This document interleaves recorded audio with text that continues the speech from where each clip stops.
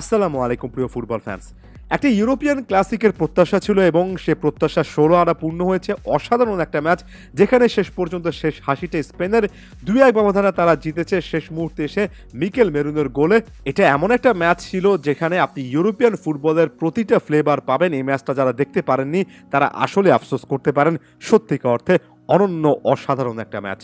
আমি আলাদা করে দানি ওলমোর কথা বলবো। পেদ্রি ইনজুরিতে পড়ে গিয়েছিলেন, যে সুযোগে দানি ওলমো মাঠে নামার সুযোগ পেয়েছেন এবং অসাধারণ একটা পারফরমেন্স দিয়েছেন। একটা গোল করেছেন, একটা অ্যাসিস্ট করেছেন, বেশ কয়েকটা সাকসেসফুল ড্রিবল করেছেন, বেশ কয়েকটা রিকভারি করেছেন। যখনই দানি ওলমোর পায়ে বল গিয়েছে স্পেন একটা নির্ভরতা পেয়েছে এবং একেবারে ১১৯তম মিনিটের সময় মিকেল মেরিনো অসাধারণ যে হেডটা করেছেন সেটা ক্রিয়েটর রোলটা এই দানি ওলমো প্লে করেছেন। What a player! নিঃসন্দেহে এই ম্যাচটার হিরো দানি ওলমোই। একেবারে শুরু থেকে শুরু করি। আক্রমণ পাল্টা আক্রমণ, দুটো দলের হাফ চান্সেস ক্রিয়েট করা এবং সেগুলো থেকে নিতে না পারা, এমনভাবে খুবই এক্সাইটিং ফার্স্ট হাফ আমরা দেখেছি। স্পেনের ক্ষেত্রে আমি এর আগের ভিডিওগুলোতে বলেছি, আরও একবার বলছি যে নিকো উইলিয়ামস কিংবা লামিন ইয়ামালরা যখন মাঠে থাকেন তখন সবচেয়ে বড় সুবিধা হয় যে তাদেরকে সামলাতে গিয়ে ডিফেন্স লাইনটা অনেক বেশি স্ট্রেচ আউট হয়ে যায় কিংবা একটু পেছনে সরে যায়, যে কারণে ডি বক্সের আশেপাশে কোনো একজন মিডফিল্ডার যদি রান মেক করেন তিনি স্পেস পান। এর আগে রদ্রির ক্ষেত্রে এমন টাইপের একটা সিনারিও দেখিয়েছিলাম। এদিন দানি ওলমোর ক্ষেত্রে দেখলাম দানি ওলমো লামিন ইয়ামালের কাছ থেকে একটা পাস পেলেন এবং সেখান থেকে ফিনিশ করে আসতেন।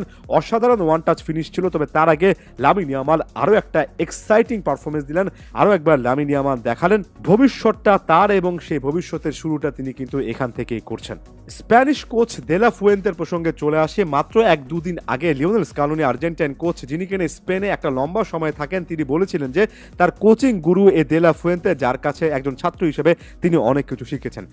গুরু এবং শিষ্যর কোচিং স্টাইলে একটা মিল খুঁজে পাওয়া যায়। ম্যাচের ৬০-৬৫ মিনিট যখন পার হয়, যখন তারা লিডে থাকে, তখন ডিফেন্সিভ শেপটা ধরে রাখাই তাদের মূল লক্ষ্য থাকে।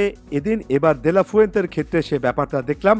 ৬৩তম মিনিটের সময় ইয়ামালকে তুলে নিয়েছেন, ৮০তম মিনিটের সময় নিকো উইলিয়ামসকে তুলে নিয়েছেন।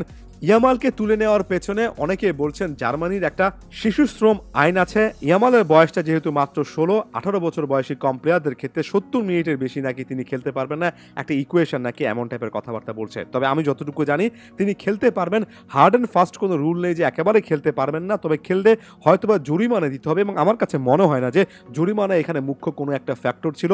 স্প্যানিশ কোচ আসলে প্ল্যান করে রেখেছিলেন এবং পুরো টুর্নামেন্ট জুড়ে দেখছি একটা গুরুত্বপূর্ণ মোমেন্টে তিনি কিন্তু উইঙ্গারদেরকে তুলে নিচ্ছেন এবং এ ম্যাচে একেবারে নির্দ্বিধায় বলা যায় ম্যাচের ব্যাটনটাও তিনি কিন্তু জার্মানির কাছে দিয়ে দিলেন।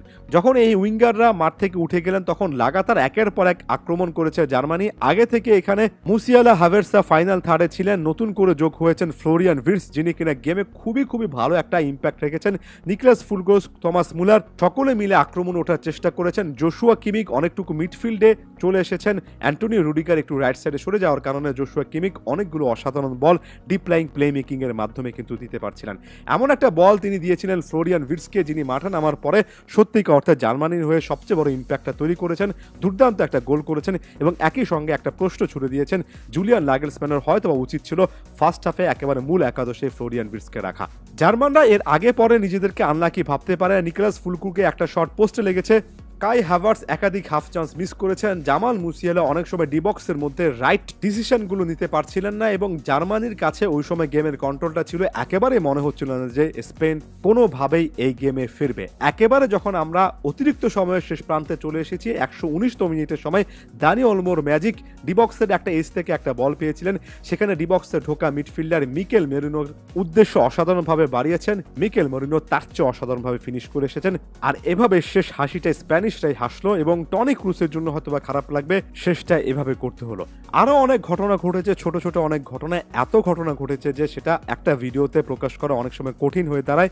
যে দুটো দল টুর্নামেন্টে এখন পর্যন্ত সবচেয়ে সুন্দর ফুটবল খেলছিল তার মধ্যে একটা দল এলিমিনেটেড হয়ে গেল এবং সৌন্দর্য একটা অংশে কমে গিয়েছে, জিনিসটা বলতে হবে। তবে জার্মানদেরকে প্রাপ্য কৃতিত্ব দিতে হবে। এই টুর্নামেন্টে সত্যিকার অর্থে পজিটিভ মাইন্ডসেট নিয়ে তারা খেলেছে।